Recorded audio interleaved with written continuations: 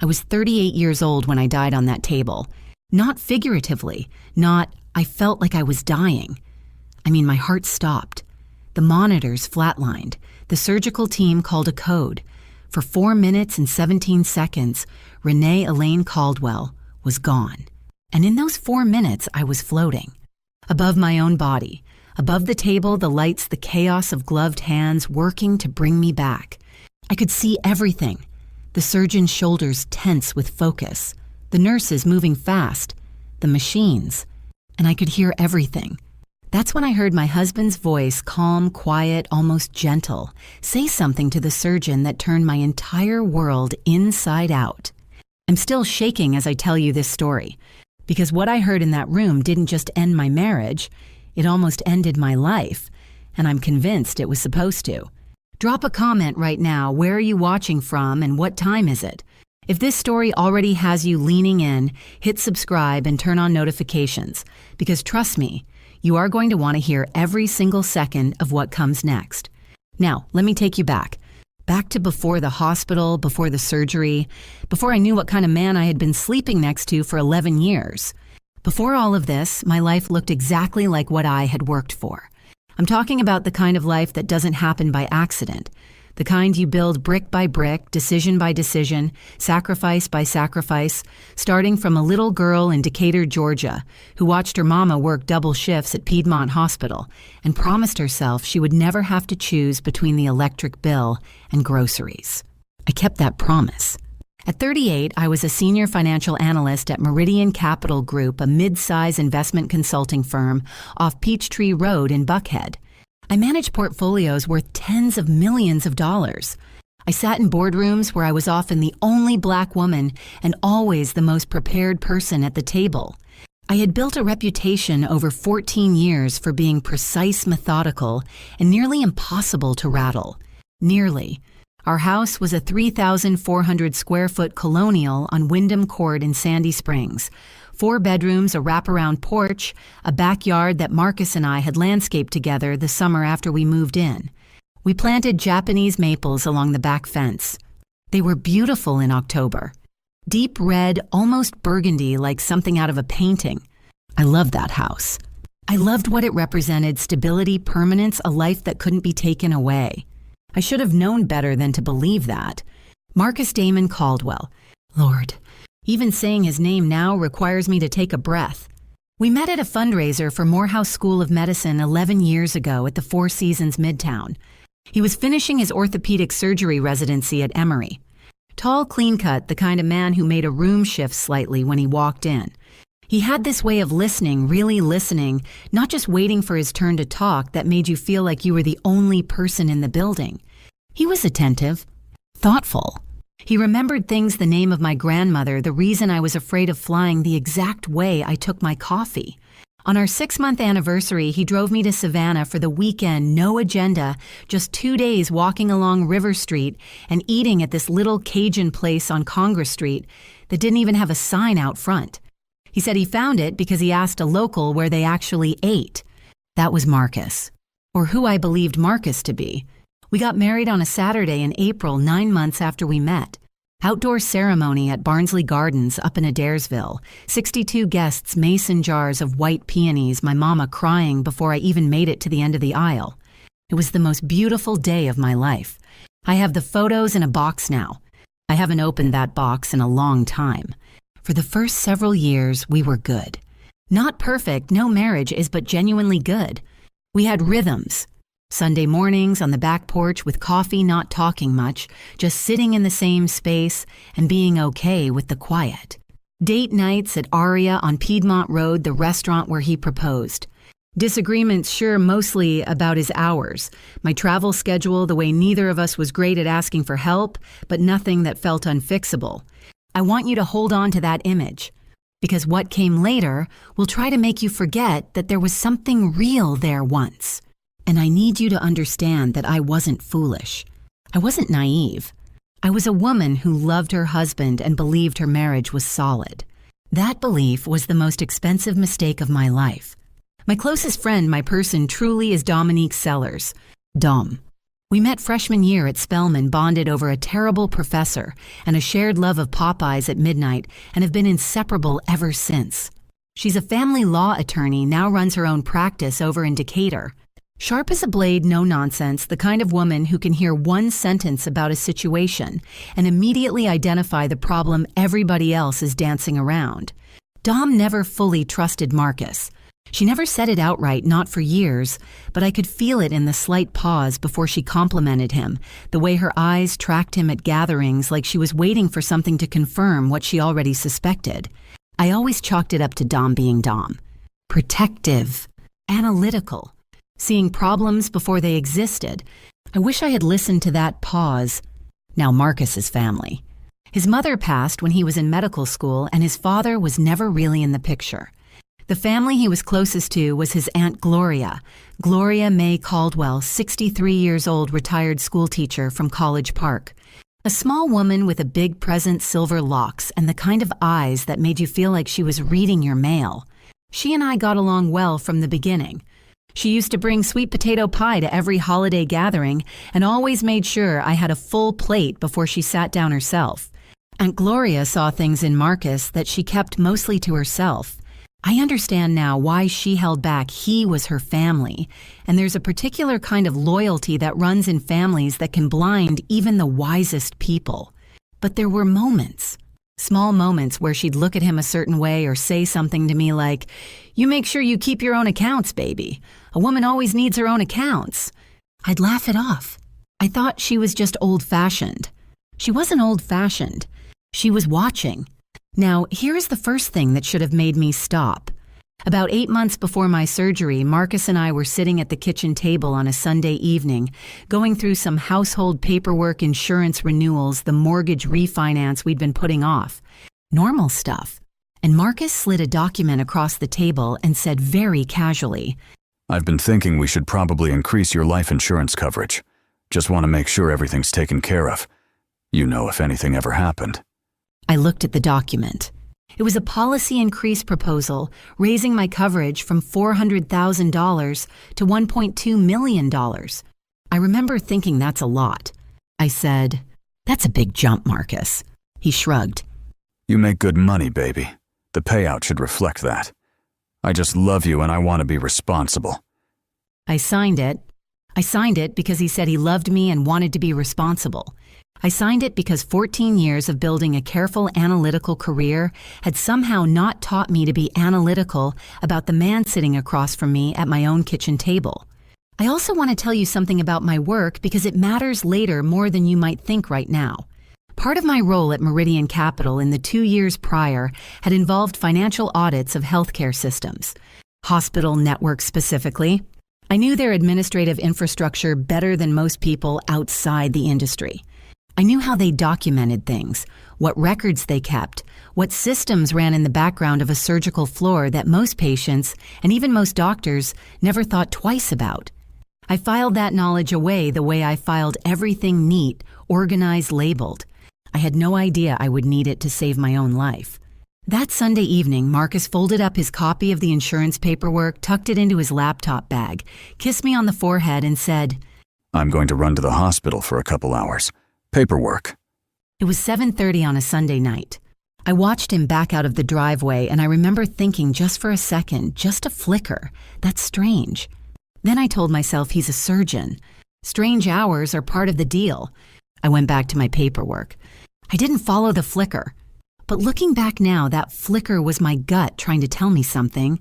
And my gut, it turns out, was already miles ahead of my heart. The cracks in a marriage don't announce themselves. They don't show up with a warning label or a timestamp. They start as something so small you could fold it up and put it in your pocket and forget about it entirely. A shift in temperature, a slightly different version of a laugh you thought you knew by heart, a door closed a half second faster than usual. You notice, then you don't notice. Then you teach yourself not to notice. Because noticing means you have to do something about it, and doing something about it means the life you built, the porch, the Japanese maples, the Sunday mornings with coffee, might not be as solid as you needed it to be. That is exactly what I did, for longer than I am proud of. The changes in Marcus started small enough that I could explain every single one of them away. He began working later. Not occasionally, consistently. 3-4 nights a week, home after 10. Sometimes after midnight. I understood demanding schedules. I had one myself. But there was a shift in the quality of his absence. Before, when he was late, he'd come home and decompress, tell me about a difficult case, or just sit close to me on the couch and let the day fall off his shoulders. After he came home already somewhere else in his head, present in body, absent in every way that mattered. I told myself he's under pressure. The new department head at Grady is demanding. He needs space. Be supportive, Renee. I was supportive. I was so supportive I talked myself out of my own instincts on a weekly basis. Then came the dinner at his colleague Dr. Patterson's house in Brookhaven, a Saturday evening in early March, about 6 months before my surgery. There were maybe 12 people there, all connected to Grady Memorial in some way. Surgeons, administrators, a few spouses.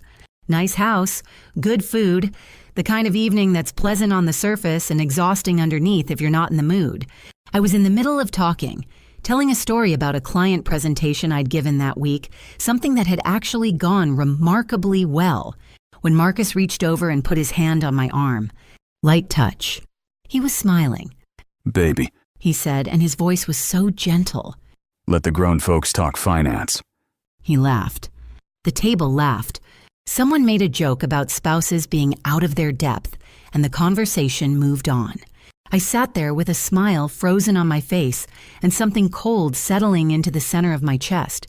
It was 8 words, delivered with a smile, in front of people who knew us, who respected him, who would never have read it as anything other than a husband teasing his wife. And maybe that's all it was.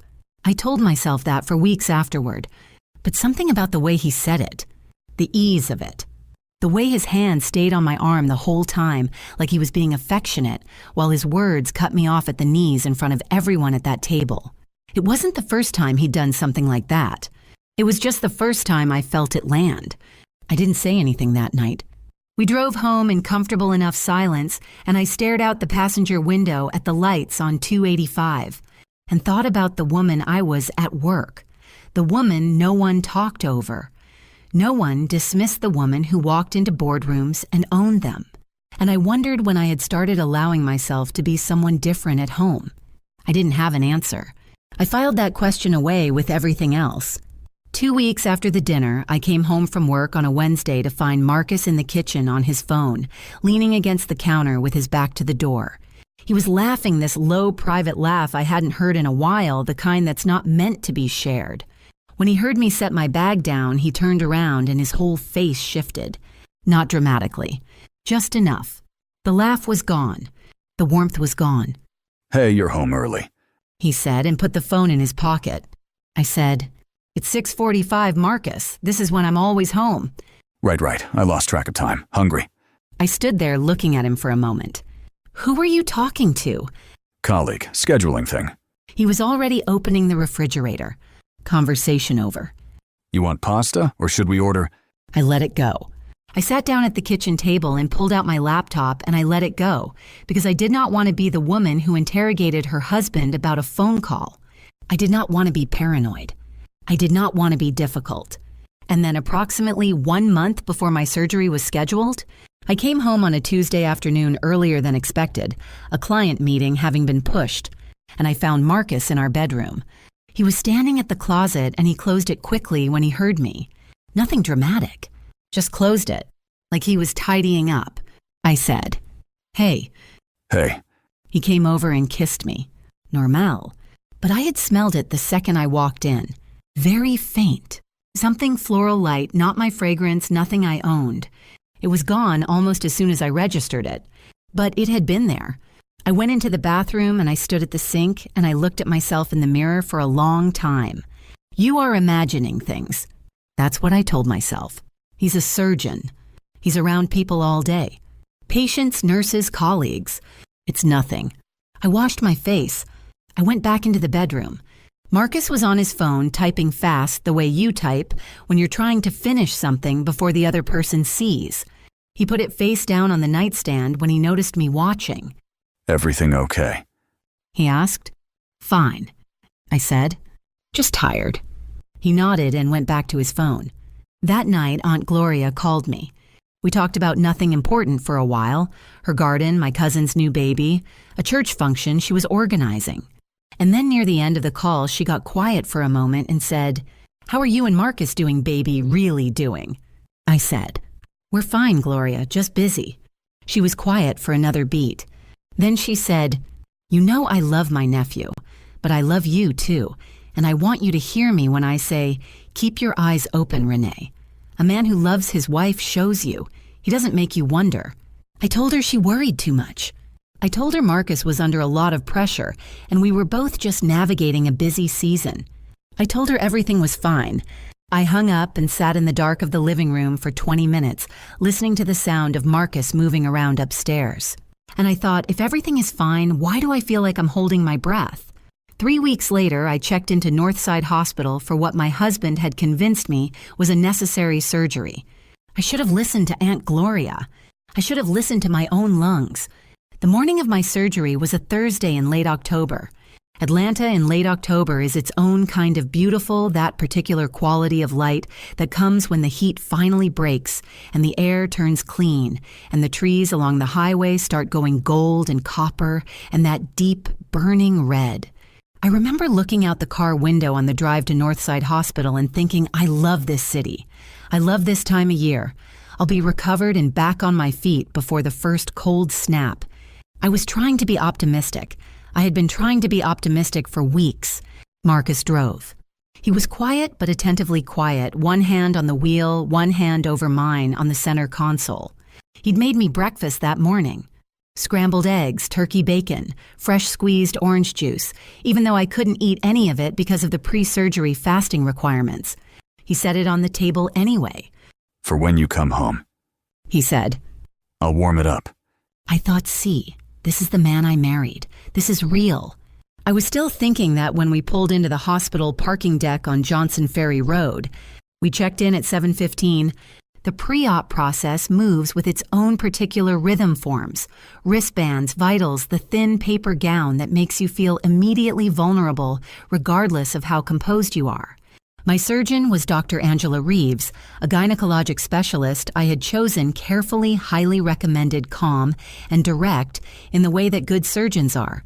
She walked me through the procedure one more time, laparoscopic removal of the benign ovarian cyst, standard operation, low risk, expected recovery of 2 to 3 weeks.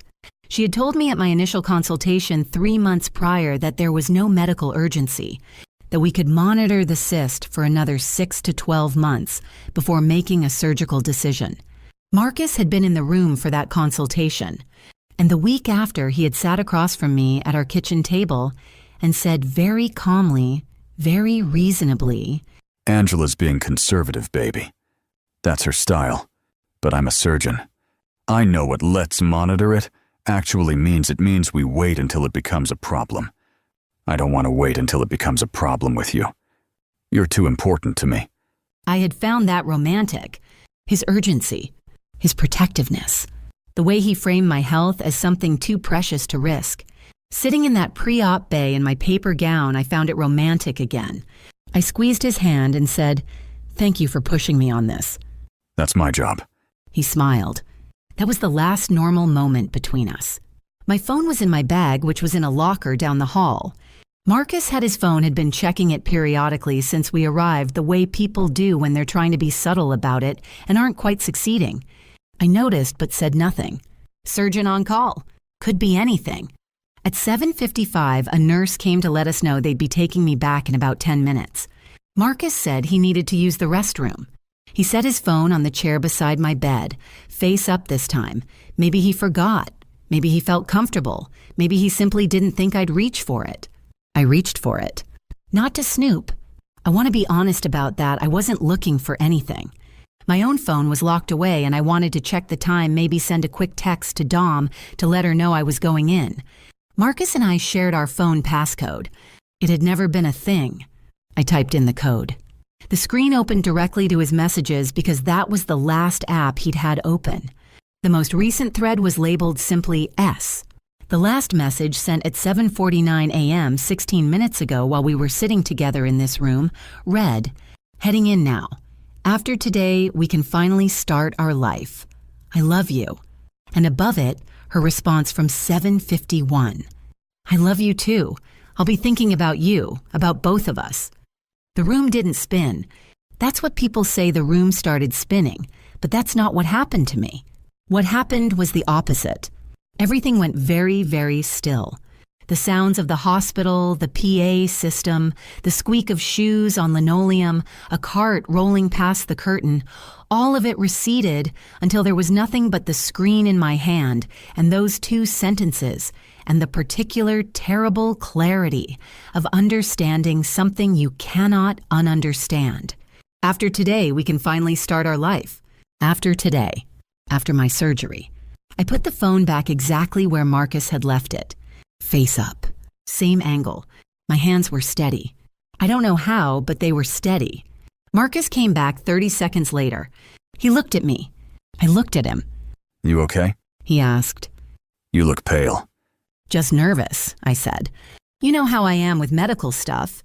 He sat down and took my hand again, and I let him. I sat there holding the hand of a man who had just told another woman that my surgery was their beginning, and I kept my face smooth and my breathing even, and I thought, I need to get through this procedure. I need to wake up, and then I need to figure out what is happening. He leaned over and kissed my temple. "You're going to be fine, baby. I promise." The nurse came back. It was time. As they began wheeling my bed toward the OR, I turned my head and looked at Marcus standing in the pre-op bay doorway. He raised one hand, half wave, half something else. The fluorescent light behind him made it hard to read his expression. "I'll be right here." I turned back toward the ceiling. The corridor lights moved past overhead in a steady rhythm, 1, 2, 3, 4, and I focused on counting them because it was the only thing that kept me from falling apart before I even made it through the OR doors. And then the anesthesia found me, and then I was gone. But I wasn't really gone. I was watching, and what I saw, what I heard in that room, while my body lay on that table, while the people in scrubs and masks worked to keep me alive, while the monitors recorded every fragile beat of my struggling heart. I will tell you in a moment. But first I need you to understand something about what it feels like to leave your own body. Because if you've never experienced it, the words almost aren't enough. And if you have, then you already know that some things can only be understood from above. I have tried to describe this to people and watch their faces do that careful, polite thing where they're listening but quietly deciding how much to believe. I understand that. I was a financial analyst. I lived in spreadsheets and probability models and quarterly projections. I believed in what could be measured, documented, verified. I was not by any stretch a mystical person.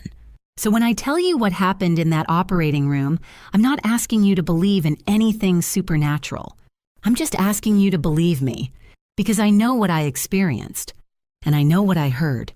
The anesthesia takes you down in layers. First, the edges of the room go soft. Then the sounds, the beeping, the voices, the metallic clicks of surgical instruments start to feel like they're coming from underwater.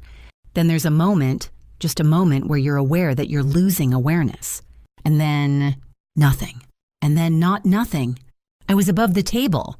I know how that sounds. I know. But I was above the table and I could see my own body below me, pale under the surgical lights draped in blue, smaller than I expected. The way you always look smaller when you're horizontal and vulnerable and surrounded by people in masks. My chest was rising and falling with mechanical assistance. The room was bright and cold and purposeful. Dr. Angela Reeves was working. I could see the focused set of her shoulders, the economy of her movements, everything precise and calm. There were 3 nurses I didn't recognize. There was the soft, constant rhythm of the monitors tracking my heart. And there was Dr. Patricia Monroe. I didn't know her name, then I would learn it later. But I can describe her exactly medium height, natural hair pinned back under her surgical cap, reading glasses pushed up on her forehead, even though she didn't need them in the OR just habit. She was standing at her anesthesia station monitoring my vitals, her eyes moving between the screens and my body in that steady, methodical way that people who are very good at their jobs move through a crisis. She was watching me. She was taking care of me. And Marcus was standing near the door. He was not supposed to be in that OR. He was not the surgeon on my case. But he was there, scrubbed in mask standing just inside the doorway, in the posture of someone who belonged, someone whose presence wouldn't be questioned because he was Dr. Caldwell, and Dr. Caldwell belonged everywhere in that building. I watched him from above, and I noticed the way you notice things with terrible clarity when you are no longer filtered through the noise of daily life, that he was not watching the surgery. He was watching the monitors. Specifically, he was watching the line that represented my heart. He was waiting. And then my heart did something it wasn't supposed to do. The rhythm changed. I could see it on the monitor, even from above the pattern stuttering, becoming irregular, the numbers shifting in a direction that made Patricia Monroe's hands move faster and made Dr. Reeves say something sharp to the room. In that same moment, in the controlled chaos of a surgical team responding to a patient crashing, Marcus stepped closer to Dr. Reeves, just slightly. Not enough to interfere, just enough to be heard. Just make sure she doesn't wake up. I can't do this anymore. Dr. Reeves went still for just 1 second. One single second where her hands paused and her head turned a fraction of an inch toward him. Marcus kept his eyes on the monitors. She's been so anxious about this whole thing. Just make sure she stays comfortable. I don't want her to feel anything. Dr. Reeves turned back to my body and kept working. But Patricia Monroe had heard both sentences. I watched her hear them. I watched her process them, the first version, the real version, the 4 words that preceded the recovery sentence. I watched something move across her face behind her mask. Something that wasn't confusion. Something that was recognition and horror arriving at the same moment. She looked at Marcus. He didn't look back at her. She looked at my body on the table. And then she looked back at her screens, and she did her job. She did her job with everything she had, because whatever was happening in that room, whatever Marcus Caldwell had just said, her patient was crashing, and her patient came first. 4 minutes and 17 seconds. That's how long I was gone. I don't know what exists in that space. I don't know what the light was, or whether the peace I felt meant anything beyond the neuroscience of a brain under extreme oxygen deprivation. I don't know if there's anything on the other side of that door. What I know is that something pulled me back. And when I came back, when the monitors stabilized and the team exhaled and the crisis passed, I came back with that voice in my head like a recording that wouldn't stop playing. Just make sure she doesn't wake up. Just make sure she doesn't wake up. Just make sure she doesn't wake up. I was in the ICU for 14 hours before they moved me to a regular room. I drifted in and out of consciousness, the anesthesia releasing me slowly, reality reassembling itself in pieces. At some point, I don't know what hour, I became aware of a hand holding mine. Marcus. He was sitting beside my bed in the dim light of the ICU, still in his street clothes, now his face drawn with what looked for all the world like exhaustion and relief. When he felt me stir, he leaned forward, and his eyes, those eyes I had looked into at the altar at Barnsley Gardens on a Saturday in April 11 years ago, were red-rimmed. Thank God, he said. Renee, baby, thank God. I thought I lost you. He pressed his lips to the back of my hand. I looked at the ceiling. I did not have the strength to speak. I did not have the strength to pull my hand away. Every breath required concentration, every movement of my chest deliberate and effortful. And so I lay there, tubes and monitors and the soft beeping of machines. And I let him hold my hand. And in my head, underneath the fog of medication and exhaustion and the slow grinding work of a body reassembling itself after trauma, that voice, his voice, quiet and calm and certain. Just make sure she doesn't wake up. I closed my eyes. I was alive, and I was married to the man who had hoped I wouldn't be. They discharged me on a Sunday afternoon 11 days after the surgery. Marcus brought the car around to the hospital entrance himself. Wouldn't let me take a wheelchair from an orderly, insisted on pushing it. Personally, helped me into the passenger seat with both hands like I was something fragile and irreplaceable. On the drive home, he had worship music playing softly on the radio, the kind my mother liked, and he kept one hand on my knee the entire 40 minutes back to Sandy Springs. He had cleaned the house while I was in the hospital. Fresh flowers on the kitchen table, white tulips, my favorite, clean sheets on the bed. The refrigerator stocked with everything I liked. A card propped against the flower vase in his handwriting. Welcome home, baby. The hardest part is over. I read that card 3 times. The hardest part is over. I put it face down on the table and went to lie down. For the first 2 weeks of recovery, I existed in a particular kind of suspended state, physically healing, emotionally numb, mentally circling. The voice from the OR played in my head every day, sometimes at 2 a.m. when I couldn't sleep, sometimes in the middle of an afternoon when Marcus brought me soup and sat on the edge of the bed and asked how I was feeling. I would look at his face, that familiar, handsome, carefully arranged face, and hear it again. Just make sure she doesn't wake up. I told myself it was the anesthesia, residual effects, trauma response. I had read enough about near-death experiences to know that the brain under extreme stress produces vivid, persistent false memories. Auditory hallucinations during medical emergencies were documented and understood. I was a logical woman and I had a logical explanation, and I deployed that explanation every single time the voice came back. But there is a version of yourself that exists below the logic, below the explanations and the rationalizations and the careful architecture of a life you've built to feel safe. That version doesn't speak in sentences. It speaks in a persistent, low-frequency dread that you feel in your sternum before you feel it anywhere else. That version of me did not believe it was the anesthesia.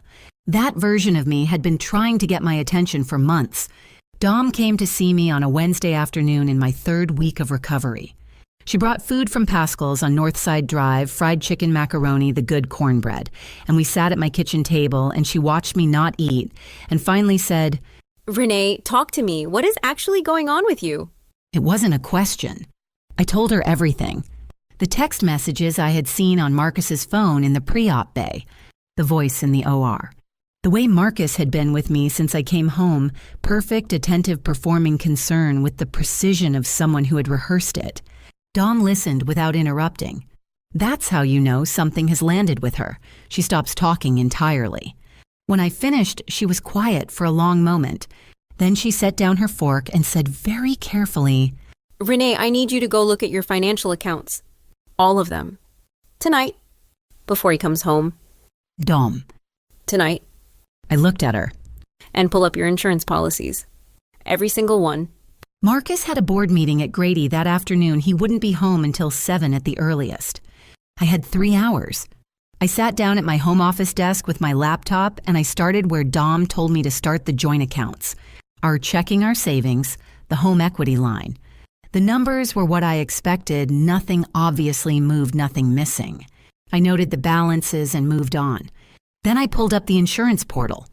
The life insurance policy Marcus had asked me to increase 8 months ago, the one I had signed at the kitchen table, because he said he loved me and wanted to be responsible. I navigated to the beneficiary information. I stared at the screen for a very long time. The primary beneficiary on my $1.2 million life insurance policy was no longer Marcus Damon Caldwell. It had been changed. The timestamp read 22 days before my surgery to Simone A. Vance. I didn't know who that was. Not yet. The name meant nothing to me in that moment. It was just a name, 11 letters sitting in a field on a form that represented what happened to $1.2 million if I died on that table. I typed the name into Google. The first result was a LinkedIn profile. Simone Antoinette Vance, ICU, Nurse Grady Memorial Hospital, Atlanta, Georgia. I clicked on her Instagram, which was public. I found the photo on the 7th scroll. It was posted 4 months ago. A resort pool somewhere, warm, the kind of property that ran $800 a night. A woman in a red swimsuit laughing at something off camera, her hand resting on the arm of the man beside her. The man beside her was my husband. Marcus was laughing too, relaxed, unguarded, the way he used to laugh with me in Savannah years ago. He had his hand on the small of her back. They looked like what they were: two people on a vacation. They had been planning a life they had been building in a future they had been designing together while I was home. While I was signing insurance documents at my kitchen table because my husband said he loved me. The truth didn't just hurt. It gutted me. Like someone reached into my chest with both hands and pulled out everything I had ever believed about my marriage, my home, my life, pulled it all out and held it up in the light where I could see exactly what it was worth. I sat on the floor of my home office, just slid right off the chair and sat on the floor, and I held my laptop and I looked at that photograph and I understood with the complete and terrible clarity of a woman whose entire world has just rearranged itself. This was not an affair I had stumbled across. This was a plan. Marcus had pushed me to have surgery I didn't urgently need. He had changed my insurance beneficiary to his girlfriend's name 3 weeks before I went under. He had been in that operating room, a room he had no clinical reason to be in. And he had said, in a voice designed to be heard by one person and explained away to another, "Just make sure she doesn't wake up." This was a plan, and I had walked straight into it, and I had almost not walked back out. I don't know how long I sat on that floor. Long enough for the light outside the window to shift from afternoon gold to early evening gray. Long enough for my legs to go numb and the laptop battery to drop to 31%. When I finally stood up, something had changed in me. Not loudly, not dramatically. It was quiet, internal, cellular, almost like a key turning in a lock, so deep inside me I hadn't known the lock existed. I called Dom. She picked up on the second ring. I said, "You were right. All of it, and I need your help." She didn't say I told you so. She didn't say anything for a moment. Then she said, I'm already in the car. Dom arrived at my house at 6:47 p.m. I know the exact time because I was watching the driveway from the front window, standing in the dark of the living room with every light off. When her headlights turned onto Wyndham Court, I checked my phone and noted the time the way I noted everything those days, precisely, deliberately, building a record in my mind of every moment that mattered. She came through the front door with her work bag over one shoulder, and that particular expression she gets when she has already shifted into professional mode. Jaw set, eyes clear. The warmth still there underneath, but organized, now directed. She looked at me for exactly 2 seconds. Show me everything. We sat at the kitchen table for 2 hours. I showed her the insurance document the beneficiary changed the timestamp, the name. I showed her the Instagram photo. I told her again about the text messages I had seen on Marcus's phone in the pre-op bay.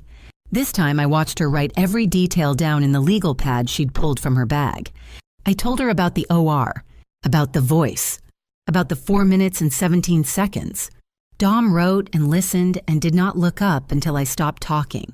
Then she set her pen down and folded her hands on the table and said, Renee, what Marcus did, what he attempted, is not just grounds for divorce. Depending on what we can document, it is potentially criminal. Insurance fraud is federal. And what happened in that OR... She paused. If what you heard is what it sounds like, we are in a different category of situation entirely. I said, I know. Which means we cannot move fast. We have to move right. I know that too. She looked at me, really looked. The way she had been looking at me since freshman year at Spelman, when she could always tell the difference between me being okay and me performing okay. How are you holding up? I thought about it honestly. I'm not. But I will be. She nodded once. Okay, here's what we're going to do. The first thing Dom told me was that I could not let Marcus know anything had changed. Not my behavior, not my tone, not the temperature of the air when he walked into a room. I had to continue being Renee, who was recovering. Renee, who was grateful. Renee, who trusted her husband. Every day until we were ready. I want you to understand what that required. Marcus came home at 7:15 that evening, 15 minutes after Dom left through the back door. He came in with takeout from a Thai place in Dunwoody, set the bags on the counter, came over to where I was sitting on the couch and kissed the top of my head. "How are you feeling, baby? You look tired." Just a long day, I said. Resting helped, though. "Good." He squeezed my shoulder. "Come eat." I sat across from him at the kitchen table where 2 hours earlier, Dom and I had mapped out the beginning of his unraveling. I ate pad thai.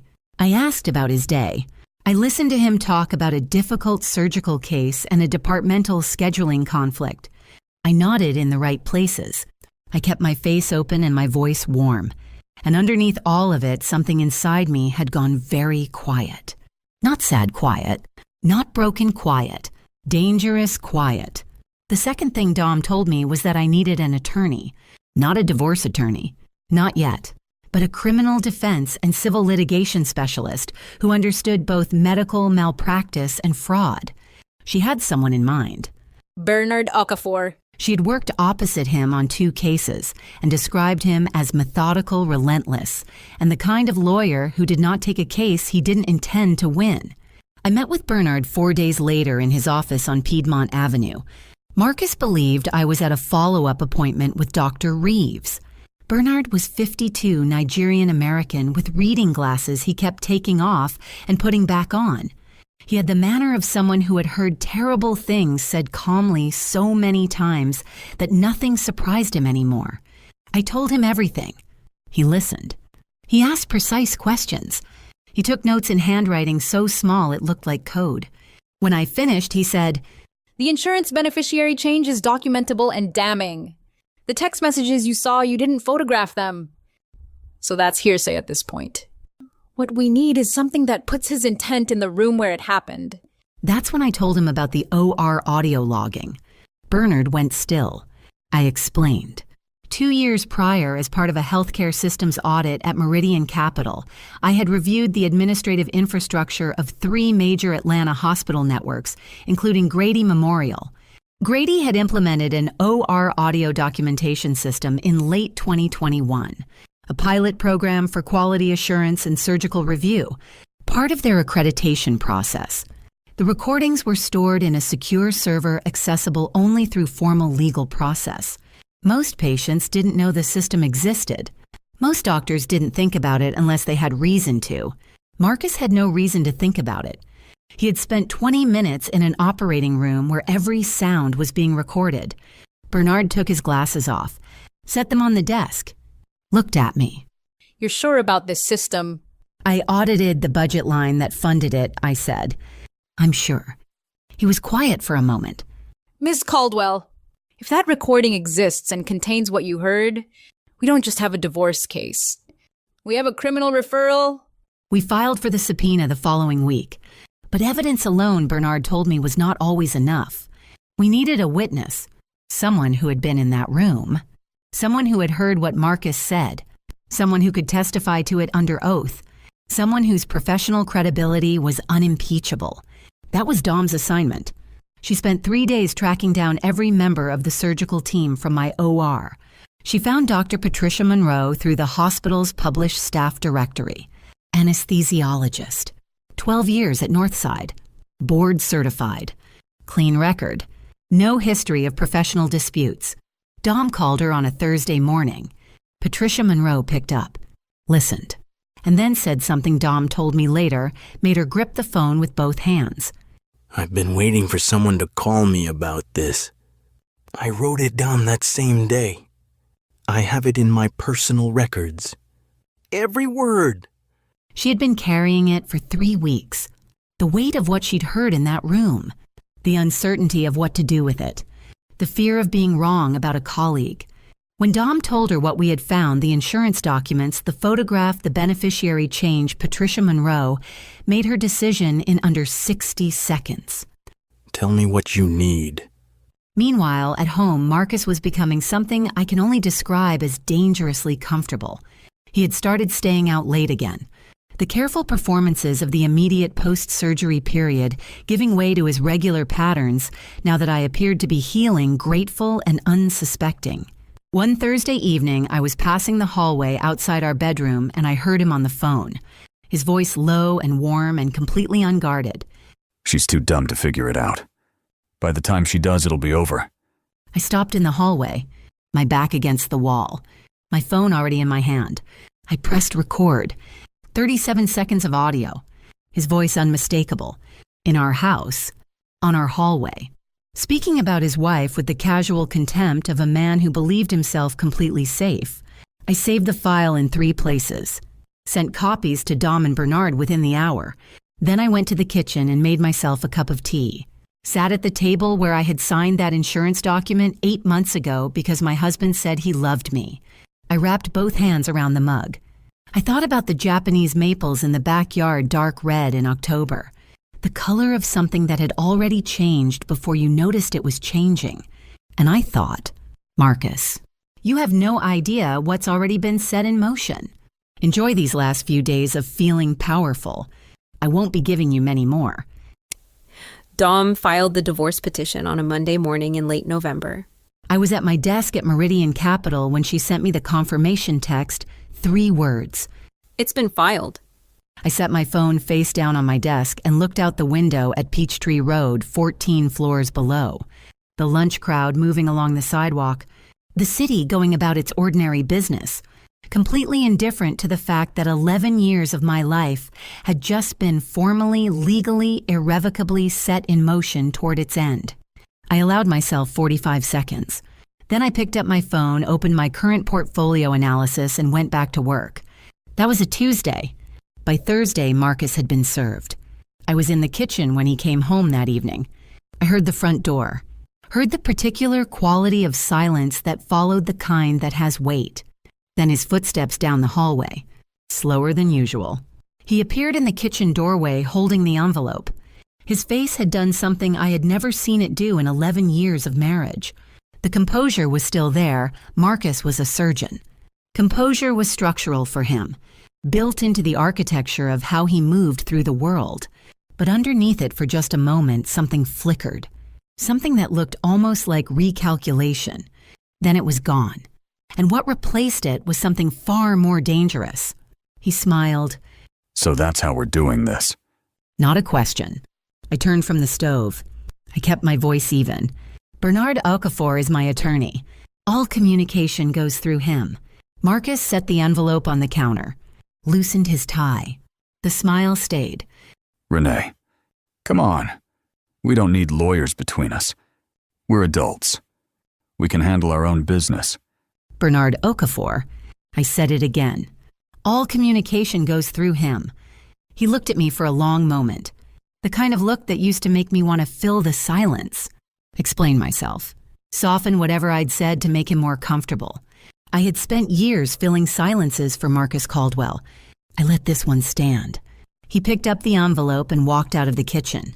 20 minutes later, I heard him on the phone in the study. Voice low. Controlled.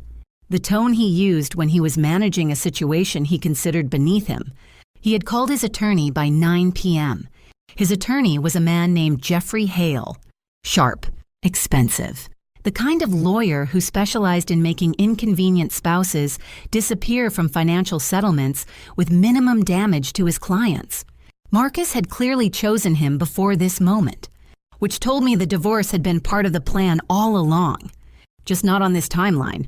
Not initiated by me. That was the first miscalculation. In the weeks that followed, Jeffrey Hale's strategy became clear. Establish Renee Caldwell as emotionally unstable, financially irrational, and prone to paranoid delusions. They would use 11 months of Marcus's documented and deliberately engineered gaslighting as evidence of my pattern of unfounded suspicion. They would argue that my claims about the OR were a trauma response, medically explainable, and legally inadmissible. They would paint me as a grieving, confused woman who had misinterpreted a caring husband's concern. It was a good strategy. It would have worked on a different woman. But I had spent 14 years as a financial analyst. And the thing about financial analysis is this. Every system has a point of failure. And if you are patient and precise and you know where to look, you will find it. I found Jeffrey Hale's point of failure on a Tuesday afternoon when Bernard shared discovery documents, specifically the timeline of Marcus's financial activity over the previous 14 months. 14 months ago, Marcus had opened a personal investment account in his name only, not our joint accounts, a separate account at a different institution, and had been making regular transfers into it, small enough individually to avoid triggering automatic review, consistent enough in pattern to tell a very clear story. He had been moving money for over a year. He had been planning this for over a year. Bernard added it to the file. The file was becoming something extraordinary. The preliminary hearing was scheduled for a Thursday in mid-December. 4 days before Marcus did something I can only attribute to the particular blindness of a man who has convinced himself he is the smartest person in every room. He called me, not through Jeffrey Hale, directly. My personal cell, 8:17 in the evening. I let it ring 3 times. Then I answered. I set my phone on the kitchen counter on speaker, my recording app already running. I think we need to talk, he said. Just us. Before Thursday. My attorney has advised me not to... Renee. His voice dropped into that register. Low. Intimate. The voice he used when he wanted me to feel like the two of us were the only people in the world. 11 years. We owe each other more than lawyers talking at lawyers. I know you're angry. I understand that. But you're about to make decisions that are going to affect both of us for the rest of our lives. And I think you deserve to hear some things from me directly. I said nothing. I let him talk. I made mistakes. I'm not going to pretend otherwise. But this, what you're trying to do, these accusations... A pause. The careful construction of the next sentence. You don't have anything real, Renee. You have a bad dream. And a photograph. And a lot of grief. Jeffrey is going to take all of that apart in about 20 minutes on Thursday. And then you're going to have nothing. And I'm going to have the house. And half your retirement accounts. And you are going to spend the next 3 years of your life in litigation you cannot win. He paused again. Then he said, Walk away now. Take what I'm offering. Because the woman who thinks she's got something on me, she's about to find out just how outmatched she really is. There was a silence. Then I said, Thank you, Marcus. For what? For the recording. He hung up. I sent the audio file to Bernard within 3 minutes. Bernard called me back in 10. He just handed us consciousness of guilt. He knows what he did. That call proves he knows. I know, I said. 3 days before the preliminary hearing, I met with Dom Bernard and Patricia Monroe in Bernard's conference room on Piedmont Avenue. We sat around the long table and went through every piece of documentation. The insurance beneficiary change, the financial transfers, the OR audio subpoena status, the recording from the hallway, the recording from the phone call, Patricia's written statement. Patricia sat across from me with her hands folded on the table. She looked at me with the steady, unflinching eyes of someone who had made her decision and was at peace with it. He said it like it was nothing. That's what I couldn't stop thinking about. Not fear. Not hesitation. Like it was nothing. I nodded. I understood. The night before the preliminary hearing, I sat alone on my back porch for a long time. The Japanese maples had gone bare by then.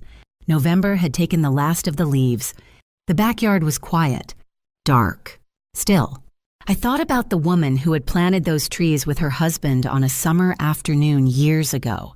Hopeful, unguarded, completely unaware. I thought about the woman sitting on this porch now. I thought, Marcus walked into that operating room believing he was ending something.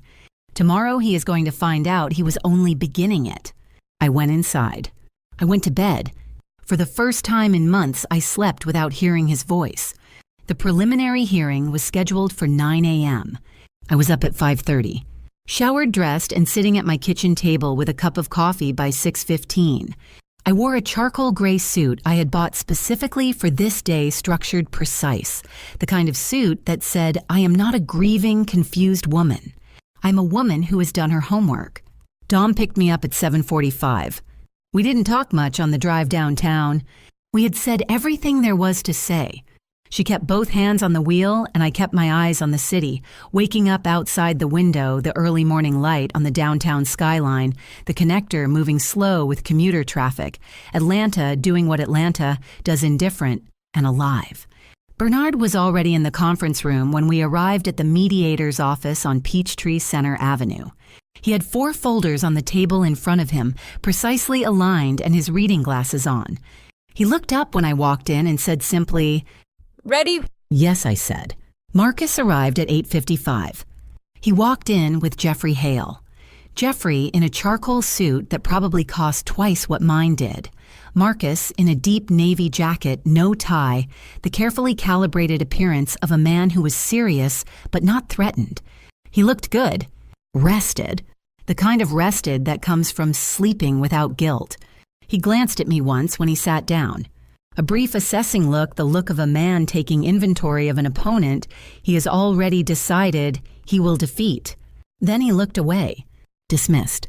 Jeffrey Hale opened for Marcus's side with the confidence of someone who had done this 100 times and expected this to be no different. Renee Caldwell was emotionally compromised following a traumatic medical event. Her accusations were the product of anxiety, grief, and an overactive imagination. The insurance beneficiary change had been an administrative matter. Marcus had intended to update it back, but the paperwork had been delayed. The photograph on Instagram was a professional conference in Savannah. Dr. Vance was a colleague. Everything was explainable. Everything was reasonable. Everything was, Jeffrey Hale suggested with a polished smile, the unfortunate consequence of a marriage between two overworked professionals who had grown apart. Then Marcus spoke. He didn't have to. Jeffrey had told him not to. I would find that out later. But Marcus was a man who had never been able to resist a room that was listening to him. He leaned forward, slightly clasped his hands on the table, and looked directly at me with an expression of such practiced sorrow that I almost admired the craftsmanship. Renee, He said, I loved you. I still do. What you went through, what we went through, was terrifying. I understand why your mind went to dark places. I understand why you needed someone to blame. But these accusations... He shook his head slowly. You have nothing real. You have a nightmare and a photograph and a lot of pain, and I am genuinely sorry for that pain. But you cannot come into a room like this and make the kinds of claims you're making without evidence. And the truth is... He paused. The pause of a man savoring what he believes is his final word on the matter. You don't have any. He sat back. Jeffrey smiled. And Marcus, my husband, the man who had stood beside my operating table and quietly hoped the monitors would stop, looked across the table at me with 11 years of practiced intimacy redeployed as contempt and said, You're nothing without the life I gave you, Renee. You never were. And when this is over, everyone in this room is going to know it. The room was quiet for exactly 3 seconds. Then Bernard said, Actually, I'd like to introduce a witness. The door opened. Dr. Patricia Monroe walked in. I watched Marcus see her. The color drained from his face so fast it was like watching someone turn off a light. Not gradually, instantly, completely, as if his body had received information his mind was still refusing to process. He knew her. Of course he knew her. She had been standing 8 feet away from him in that operating room. She had heard both sentences, the real one and the recovery sentence, and he had looked at her afterward and apparently decided in the arrogance of a man who believed his position protected him that she would stay quiet. He had been wrong about that. Patricia sat down, folded her hands, and looked at Jeffrey Hale with the calm of someone who has been waiting 3 weeks to be in this room. Bernard placed her written statement on the table, notarized, dated the same day as my surgery, every word documented in Patricia Monroe's own handwriting within 2 hours of leaving that operating room. Jeffrey said, This is highly irregular. Ms. Monroe is a board-certified anesthesiologist with 12 years of unblemished practice. Bernard said. Her statement documents a specific verbal exchange she witnessed firsthand in the operating room on the date in question. She is prepared to testify in full. Marcus's hands, those steady surgeon's hands, the hands that had held mine at the altar, the hands that had pushed my wheelchair out of Northside Hospital 11 days after he stood next to my unconscious body and spoke my death into the air. Those hands started trembling. He pressed them flat against the table, but I could see it. The tremor moving through his fingers, betraying him the way he had betrayed me. Then Bernard opened the second folder. Additionally, He said, Well, we have obtained via court-ordered subpoena the OR audio recording from Northside Hospital's Quality Assurance Documentation System. The recording captures Dr. Caldwell's exact words on the date of the procedure. The mediator leaned forward. Jeffrey Hale's smile was gone. Marcus's mouth opened. No sound came out. He swallowed. Tried again. That system. His voice cracked on the second word. That same voice that had said you're nothing without the life I gave you 40 seconds ago cracked thin, unraveling at the edges, like paper left in the rain. I didn't. There's no... Dr. Caldwell, Jeffrey said sharply. A warning. But Marcus wasn't listening to Jeffrey anymore. He was looking at me, and I looked back at him. I thought about the kitchen table where I had signed my name to a document that was supposed to fund his future without me. I thought about the pre-op bay and the text message, and after today, we can finally start our life. I thought about floating above my own body in a cold, bright room, while the people who actually cared whether I lived worked to bring me back. I thought about 11 days of white tulips and warmed-up breakfast, and the hardest part is over. I thought about every silence I had filled, every instinct I had overridden, every version of myself I had made smaller, so there was more room for him. I said quietly, evenly across the table, "You told me I was nothing without the life you gave me. Marcus, look at what's left of that life. Look at what you built. Look at what you are right now in this room, in this moment." I let that land. I built my own life long before you. I rebuilt it while you were sleeping in our house, thinking you had already won, and I will keep building it long after today, when you have nothing left to show for 11 years, except a criminal referral and an empty seat at every table that ever mattered. His knees buckled when he stood. He had to grab the table edge. Sweat had broken out across his forehead. He was blinking rapidly, repeatedly, like a man trying to wake up from something. Simone Vance, who had been waiting in the lobby downstairs with the confidence of a woman expecting to inherit a life, was on her phone within minutes of Jeffrey Hale stepping out to make a call. By the time the hearing concluded, she had left the building. Her Instagram went private that afternoon. Her transfer request to a hospital in Charlotte would be submitted before the week was out. She did not go quietly, however. The hospital's ethics board received an anonymous complaint regarding Dr. Vance's conduct with a patient's family member the same week. An investigation was opened. 3 months later, her nursing license would be placed under formal review. Marcus was escorted out by Jeffrey Hale, who was no longer smiling. In the hallway outside the conference room, Marcus turned. He looked at me with something I had never seen on his face in 11 years. Not anger, not charm, not calculation. Just a raw, unguarded desperation that I recognized with a clarity that surprised me as fear. "Renee," he said. "Please. I'm sorry. I didn't mean for any of this to. I love you. I swear to God I love you. And I was scared, and I made terrible decisions. And I know that. And I am asking you. I am begging you." I stopped walking. I turned and looked at him. This man I had loved, this man I had built a life with, this man who had stood in a room where my heart stopped and chosen himself. "You're not sorry, Marcus," I said. "You're just sorry Dr. Monroe was in that room." I turned back around. I walked to the elevator. I did not look back. The criminal referral was filed with the Fulton County District Attorney's Office the following week, insurance fraud, and a separate investigation into deliberate medical endangerment. Marcus's surgical privileges at Grady Memorial were suspended pending review. The Georgia Medical Board opened a formal inquiry. The joint financial accounts were frozen. The house on Wyndham Court went into receivership while assets were evaluated.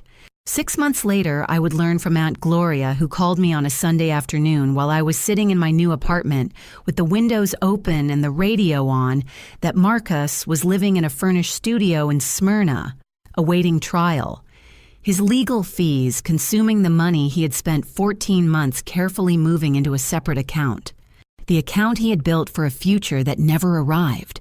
Aunt Gloria said, "Baby, I want you to know not one person in this family is standing behind what he did. Not one. I told her I loved her. I meant it completely. 8 months after that hearing, I moved into my own place. Not a house. Not yet. I wasn't ready for a house for the weight of rooms that needed filling for the particular silence of a structure built for more people than were standing in it.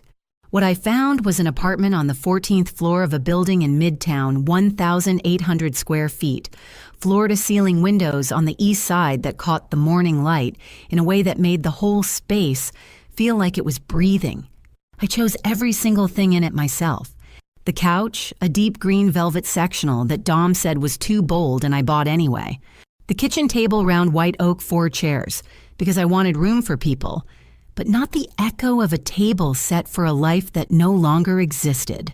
A bookshelf that took up an entire wall in the second bedroom that I turned into a home office lined with the financial texts and industry certifications that represented 14 years of work that had always been mine, had always only been mine, regardless of what anyone at a dinner table in Brookhaven had implied about who the adults in the room were. I hung nothing on the walls for the first 2 months. I just lived inside the light. Then one Saturday, Dom came over with her sister and a bottle of Prosecco, and we spent 4 hours hanging photographs and prints and one piece of original art I had bought from a young painter at a gallery on Auburn Avenue. A canvas of a woman from behind standing at an open window, the world outside rendered in blues and golds. The painter told me she called it After. I told her I'd take it. After felt right. Work had continued through all of it, through the recovery, the discovery, the legal proceedings, the dissolution of everything I thought my life was built on. I want to be honest about that because I think sometimes people imagine that when your personal life is in crisis, your professional life pauses, waits politely for you to put yourself back together. It does not. The portfolios still needed managing. The clients still called. The quarterly reports still had deadlines. And in a way, I am grateful for that. Because the work reminded me every single day that there was a version of me that existed independently of Marcus Caldwell.